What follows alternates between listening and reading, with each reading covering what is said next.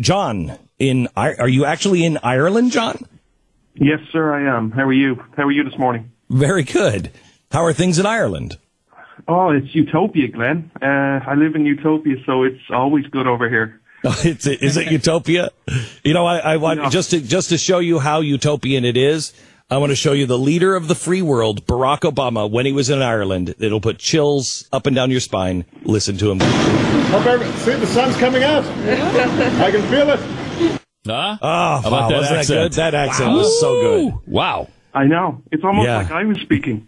It is. So what's up, John? So I had to call in. Thanks so much for taking my call this morning. I heard you earlier in the week speaking. It was mainly about Marco Rubio.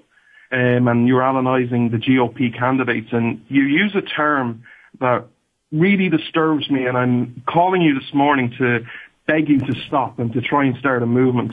That term is the middle class. This term, first of all, there is actually no such thing. You know, if you look at what is considered a middle class, you know, you can have a girl who works in New York who doesn't believe in God, has no kids, parties, does drugs, does everything. And you have a family in Iowa who is godly, goes to church, has kids, never drinks, never smokes. They're both considered middle class. So there is actually no such thing.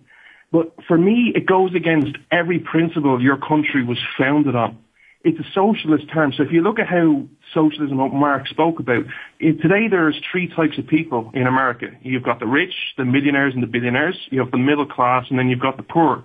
Marx has talked about three types of class. You have the bourgeoisie, which is the rich, the capitalist, the proletariat, which is your middle class, and you have the lumpen proletariat, which was the criminals, the handicapped, the infirm, everyone else. So it's basically a socialist term. And then also what's disturbing is the way it's been used. You have, if you remember in the 2012 election, you had Mitt Romney and Barack Obama. One of the things they agreed on was that America is best when you have a healthy, strong middle class. How is that different from what Mark spoke about when he said workers of the world unite? If I can give you two reasons why it goes against American principles and why I think it is causing a big decline in your country. First of all, it goes against the tenets that is in your Declaration of Independence, that all men are created equal. Well, if you have a class system, you're not created equal. You're indifferent. But secondly, what is it telling you? It's telling people you want to be in the middle class. You want to be a follower. You don't want to be the rich guy. You don't want to be a leader. People like me who have waited 11 years to get into your country, I dream of getting there to make it on my own. I don't want someone else saying to me, you just want to be okay. I want to achieve something. And that is the message we need to tell the next generation. It's not okay to be middle class or to be average. You want to aspire to be great. That's what your country was founded on. And I think John, what do you do for a living? Sadly, I have a few small jobs, but I haven't had a full-time job in nearly 4 years now. What in nearly 4 years? Holy cow. What do you want to do? I want to move to your country and serve your country and get the message out of... specifically, what is it that you do? What are your skills? I'm a writer. I'm actually a contributor for your site. I actually wrote this is one of my articles I wrote for your site, nice. Words That Destroyed America. I'm a managing editor of another site. I'm a radio host.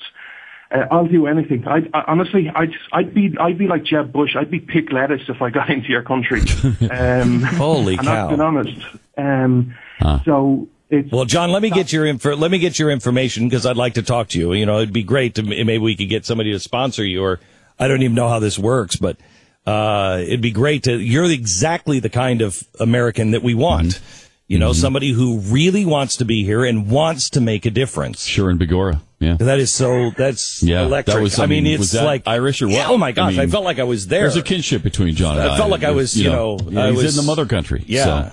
It's like all of a sudden top of the morning to you. I was at the pub or something. And the balance of the day to you, me friend. All right. John, thank you very much. God bless you, man. God bless you. Thank you. One other quick reason why politicians say middle class all the time. 9 out of 10 Americans consider themselves middle class. Even though they're not. Yeah. Obviously, they can't, by definition, all be middle class, but everyone thinks they are, so... Right. I consider myself middle class minded, even though I know I'm not even middle class minded. Right. Yeah, you're not even... I know, but what I'm saying is... No, what I'm saying is everybody does. Everyone thinks of themselves as in that way, I think, because it's something we like. It's what built America. You we consider like yourself middle class? No. Minded? Middle class minded? Mm-mm. Do you consider yourself middle class minded? I'm a total elitist. No, I do. I mean, I guess. Jeff, I don't you know. consider yourself? I'm striving to become middle class. Yeah, you're low class. He's striving. You have low to no low. class. Wants to make 20 grand a year. Someday you could be in the criminal class, not the death row class.